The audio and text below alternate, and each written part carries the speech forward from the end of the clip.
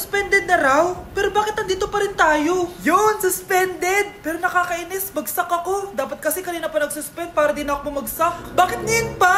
Sana sinabi kanina 7 AM. Paano din ako naligo? Guys, nakalabas na ako dito sa school. Grabe, hanggang tuhod yung Baka! Para mag-field trip sa Marikina River!